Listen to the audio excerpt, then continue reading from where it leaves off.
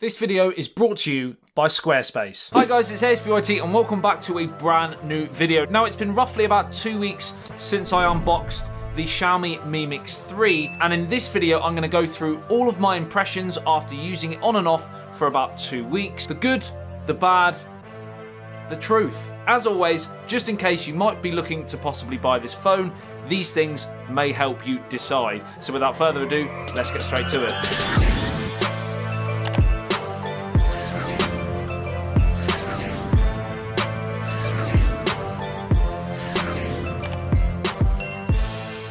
Right, so straight from the start, this isn't going to be a specs video. I did a lot of that on the unboxing video, so make sure you go and check that out if that's what you're interested in. I'll mention a few, but it's not going to be in depth. What I'm going to be telling you is how it sort of performs in everyday use. And I'm going to start with the overall build and design and how I felt it's kind of worked with the slider, because remember, this is one of those 2019 slider trends. So in terms of that slider, it's still as satisfying now, believe me, as it was when I unboxed it. It's not degraded. I mean, it shouldn't do after 2 weeks, right? It should be able to do it up to 300,000 times, which is more than enough for most people's smartphone cycles, but apparently somebody's tested it and it's done even more than that. So in terms of the longevity and the actual build quality, it feels very sturdy. It always snaps into place. It never feels flimsy at all. And believe you me, it's very satisfying, a little bit too satisfying, to be honest. I've often been sat there just doing that amongst friends and everyone's just like, stop doing that, please. It's a little bit annoying.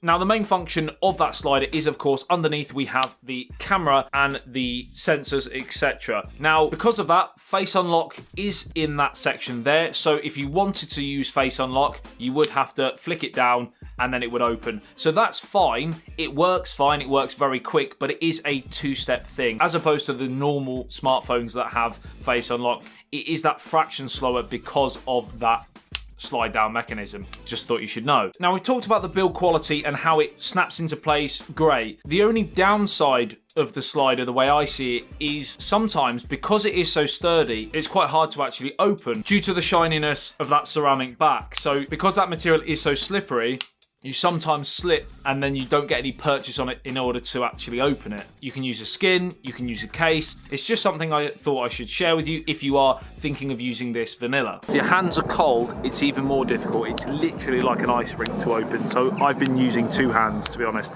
That's another potential downside you might want to think about. Still good though. Fingerprint sensor, on the other hand, is probably the fastest I've used on the market.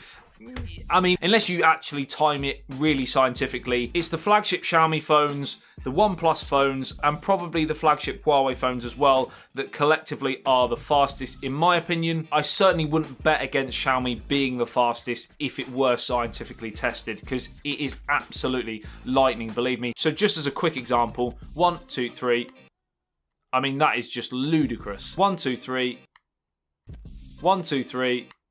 I mean, very impressive. Now, in terms of design, massive fingerprint magnet, but everybody says that about smartphones these days. You know that going in, it's a glossy back, you're going to get fingerprints. Of course, you can wipe it, use a skin, use a case, and yes, to stop it scratching, for example, I would advise that, but it kind of takes away from the fact that this is probably, in my opinion, one of, if not the most beautiful smartphone on the market. We know about the full screen display at the front, but that ceramic back, the gold text, it's just an absolutely beautiful, beautiful device. It's the most slipperiest phone I've ever used. That's something to remember. Get out your pocket. Womp.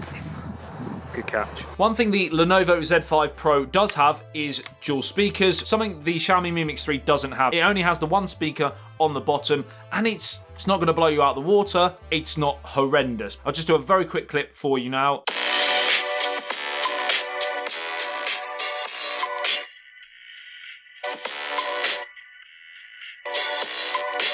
So it's one of those, if you're bothered by the fact that you can sometimes cover the speaker with your hand while you're holding your phone, etc., then again, don't get this phone. If that doesn't bother you, then it won't bother you. Simple as that. In terms of battery, 3200 mAh. It's certainly not the highest. It's a little bit disappointing. It's less than the last iteration, the Mi Mix 2S. And while I feel it kind of outperforms its 3200 3200. That's a funny way to describe the capacity. While I feel it slightly outperforms the 3200 mAh, it does die quicker than the OnePlus 6T, the Note 9, the Huawei Mate 20 Pro. Probably the only battery I feel it outperforms is the Pixel 3 XL. If a headphone jack's your thing, then again I'd avoid this because it doesn't have a headphone jack. Unfortunately, guys, that is the trend. 2019, possibly maybe the last year we see on all the major flagships that headphone jack. If not next year, then certainly in 2020. So brace yourselves, guys. It's going. Now, of course, it does have quick charge, but that's still not as quick as Warp Charge on the OnePlus phones. And of course, again, the charge that comes with the latest Huawei flagships as well. Now, in terms of performance, can't fault it. Lightning quick, the Snapdragon 845, we know it's a great SoC. The only problem with this is the 855 will be out early next year with all the new devices there, and it will feel a little bit old. It's still a fantastic SoC though. You are going to have absolutely no problems with general day-to-day use, scrolling, using the internet, gaming as well with the Adreno 630 GPU, all those battle royale games that you all seem to love. It's going to absolutely breeze. And yes, it doesn't have things like water cooling, but I'm still not massively convinced by how much better those devices are. I'm sure someone out there will be able to show me some statistics that those liquid cooling devices actually aid gaming on smartphones. I've had no problems gaming on this, that's all I can really say. Now, there is a section of consumers that have put off Xiaomi products because of the MIUI OS, which is the kind of skin that Xiaomi put over the top of Android. And while I don't hate it, I'm not completely sold on it. There are some advantages in the fact that it does feel extremely spit it out, just putting my teeth back in there. Extremely quick, very slick, that rhymes.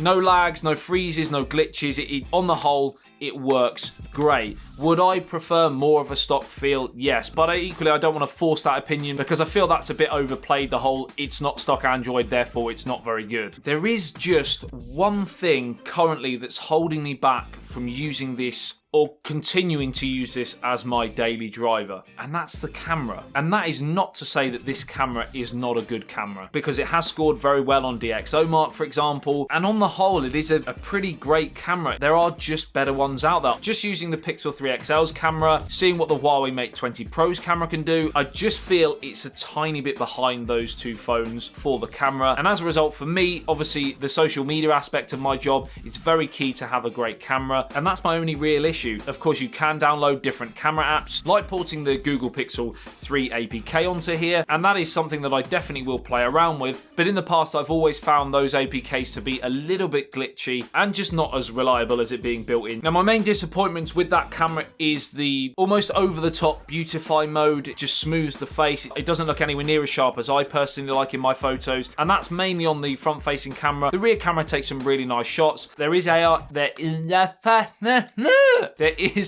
AI capabilities built in. There's also a new night mode as well. And while I feel they are moving in the right direction with their cameras, Xiaomi, they are still a little bit behind. Some photos can overexpose, some are just that little bit soft. All in all, for the everyday user who doesn't need the best camera on the market, it's going to be absolutely fine for you. It's just given the choice, I would try and use the best for me, for my work. I've had no real problems with mobile data connectivity, for example. Call quality seems to be fairly good as well. All in all, I've had no real problems to note. And remember, this version is the Chinese ROM, which I've kind of installed Google services on for the Google Play Store, for example, but the global ROM now is available. The link will be left in the video description below. So if you want to go and get it, then easy peasy lemon squeezy, it's down there. If you want me to do a month's review, a 3 months review, let me know in the comment section below and I will try and follow up with that. All in all, my overall impressions of the Mi Mix 3 is... Settle down, you. All in all, it's a very, very good device. It's probably, in my opinion, one of, if not the most beautiful device on the market. The slider mechanic has its pros and cons. Performance is brilliant. You would expect that with the specs. The battery life is average, and the camera, while it is compared to the whole sea of smartphones on the market, it is up there as one of the better ones. It's not one of the top 2 or 3, and that's the issue I'm having in terms of choosing this to use going forwards into 2019 as my daily driver. If I port the Google camera onto here, then possibly I might use it, and I'll probably update you guys on Twitter if I indeed do that. That's so immature.